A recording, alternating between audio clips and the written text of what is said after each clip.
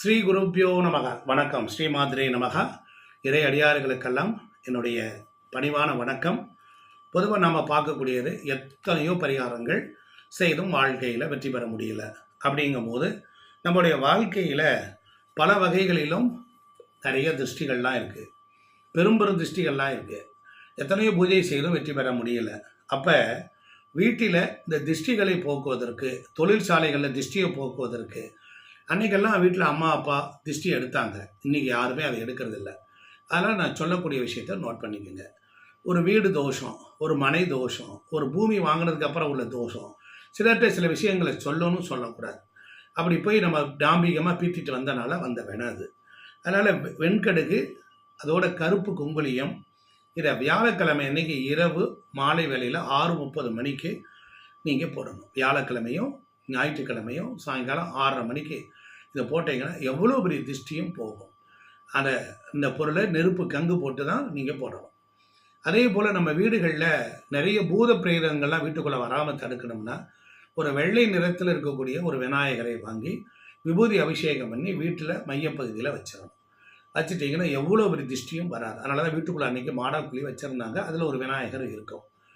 அதே போல் ஏகாதசி திதி அன்னைக்கு பெருமாளை போய் வணங்கி அபிஷேகம் பண்ணி அன்னைக்கு விரதம் இருந்து வழிபட்டால் வாழ்க்கையில் பிற்காலத்தில் சுகமான வாழ்க்கை அமையும்.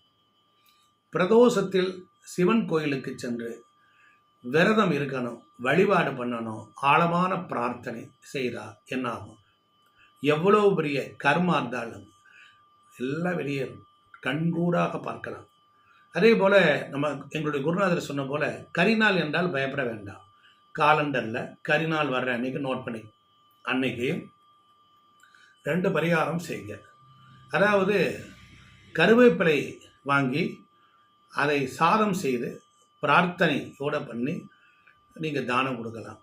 இது மாதிரி தொடர்ந்து செய்ய ஒரு 11 வாரம் கரிநாளை பார்த்து குறிச்சிக்கோங்க. கருவேப்பிலை சாதத்தை செஞ்சு சுவாமிக்கு சிவனுக்கு அபிஷேகம் பண்ணுங்க. நமக்கு வாழ்க்கையில் முன் ஜென்ம சாபத்தில் தீர்க்கவே முடியல அப்படின்னா அதுலேருந்து நாம் விடுதலை அடைவதை கண்கூடாக ஒவ்வொரு வாரமும் நம்ம செய்ய கண்டிப்பாக பார்க்கலாம். அதே போல் கரிநாள் அன்று பெருமாள் கோவிலுக்கு போய் வழிபட்டிங்கன்னா தொடர்ந்து வழிபாடு.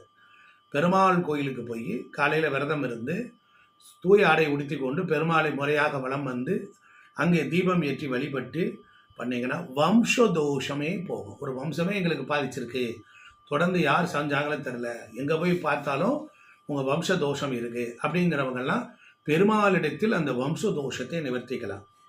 இப்போ பெரும்பாலும் குலதெய்வம் கோயிலுக்கு போனால் சண்டை வருது, குலதெய்வம் கோயிலுக்கு போனால் பிரச்சனை வருது, நிம்மதி இல்லை, அங்கே போனால் ஏதாவது ஒரு ப்ராப்ளம் வந்துடுது, இல்லை போகும்போது வருது, இல்லை போயிட்டு வந்ததுக்கப்புறம் ஆகுது அப்படின்னு நினைக்கிறவங்களுக்கு முழு தேங்காய் வாங்கிக்கோங்க. முழு தேங்காய் வாங்கி அந்த தேங்காயில் கிட்டத்தட்ட 9 தேங்காயை வாங்கி அதை சுவாமி இடத்துல பிரார்த்தனை நல்லா பண்ணிவிட்டு விநாயகரை வணங்கிட்டு அதை அழகாக உடைச்சி அதை தொடச்சி அதுக்குள்ளே தேங்காய் எண்ணெய் தீபம் போடணும். தேங்காயில் எண்ணெய் தீபம் போடணும். போட்டுட்டு மிச்சத்தை ஃபுல்லாக அந்த தேங்காய் அரை ஃபுல்லாகவே அங்கே தானமாக கொடுத்துடணும். போட்டுட்டு வாங்க, எவ்வளவு வெற்றி பெறீங்கன்னு பாருங்கள். தேங்காய் எண்ணெயில் ஊற்றிய தீபம் கோவிலில் சிறந்த பரிகாரம், அற்புதமாக வேலை செய்யும்.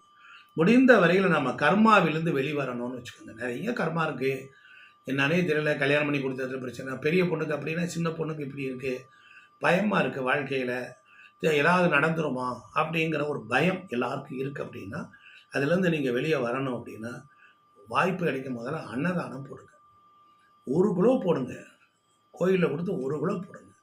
ஒரு 400 500 கொடுத்தீங்கன்னா ஒரு பிரசாதம் போட்டுருவாங்க. அன்றைக்கி உங்கள் பேரில் ஒரு 50 பேருக்கு தொன்னையில் வச்சு கொடுக்கலாம். அந்த அன்னதானத்துக்கு கர்மாவை வெளியேற்றக்கூடிய ஆற்றல் அவ்வளவு சிறப்பு. அதே போல் அனாதை குழந்தைகள் அவங்க இடத்துலையும் போய் நம்முடைய கல்யாண நாள், திருமண நாள், பிறந்த நாள், நம்ம பிள்ளைகளுக்கும் எல்லாம் போய் அவங்களோட சேர்ந்து இருந்து பங்களித்து நாம் அவங்களுக்கு உணவு கொடுத்து நாம் பண்ணும்போது கண்டிப்பாக ஒரு ஆத்ம திருப்தி நமக்கு கிடைக்கும். ஒன்று சமூகம் சார்ந்த விஷயம், 2வது தான் கோவில் வழிபாடு. பட் இன்னொரு பரிகாரம் என்ன அப்படின்னு கேட்டிங்கன்னா, நம்ம தாய் தந்தையர் உயிரோடு இருக்கும்போதே அவங்கக்கிட்ட நம்ம ஆசீர்வாதம் வாங்கிக்கணும். 2 அவங்க வந்து நீங்கள் எல்லோரும் சொல்கிறாங்க, எங்கள் அம்மா எங்கள் அண்ணனுக்கே சப்போர்ட் பண்ணுவா, எங்கள் அக்காவுக்கு சப்போர்ட் பண்ணுவா, எனக்கு பண்ணுறதே கிடையாது, என்னை எரிஞ்சு எரிஞ்சு விழுவா அப்படின்னு சொல்கிறவங்களா நீங்கள்?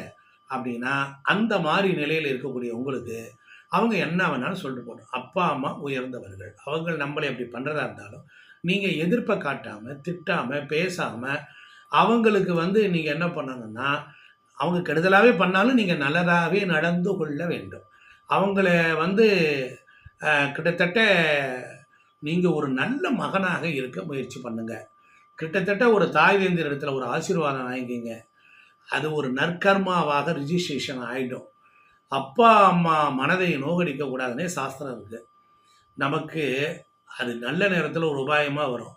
நம்ம தாய் மனசையும் தந்தை மனசையும் கஷ்டப்படுத்தக்கூடாது, காயப்படுத்தக்கூடாது.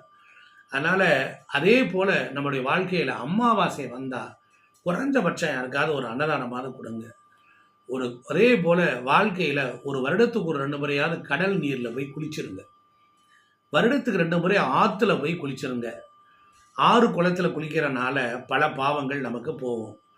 அதே போல் நீங்கள் வந்து வாழ்க்கையில் ஒரு வருடத்திற்கு 2 முறையாவது குலதெய்வம் கோயிலுக்கு போய் அங்கே நெய்வேத்தியம் பண்ணிட்டு தீபம் ஏற்றிட்டு வணங்கி வழிபட்டுட்டு வாங்க. கண்டிப்பாக வாழ்க்கையில் உங்களுக்கு ஒரு புண்ணியம் கூட வந்துக்கிட்டே இருக்கும். அதே போல் தினமும் ஒரு முறையாவது வீட்டில் சாமி கும்பிடுங்க.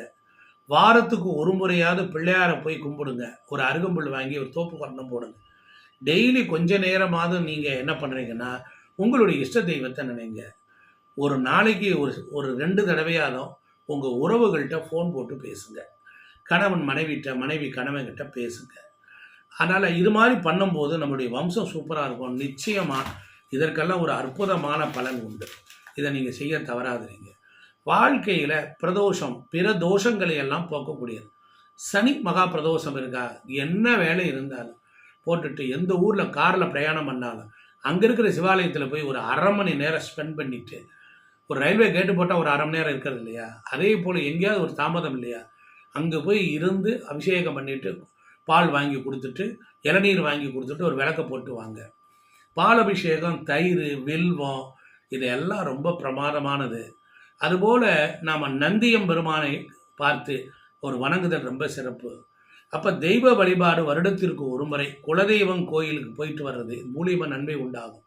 அதே போல் குலதெய்வ சாப தோஷம் எதுவனாலும் இருந்தாலும் உங்கள் வீட்டில் பொறுத்தளவில் எவ்வளோ பிரச்சனை இருந்தாலும் லைஃப்பில் இம்ப்ரூவ்மெண்ட் ஆகணுமா, பூமி சம்மந்தப்பட்ட குற்றமா, வீட்டில் வடமேற்கு திசையில் லெட்டின் பாத்திரம் இருந்தால் ஓரமாக வச்சுட்டு ஒரு துளசி மாடத்தை வச்சுட்டு டெய்லி ஒரு செம்பு தண்ணீர் ஊற்றிட்டு நீங்கள் வெளியில் போய் பாருங்கள்.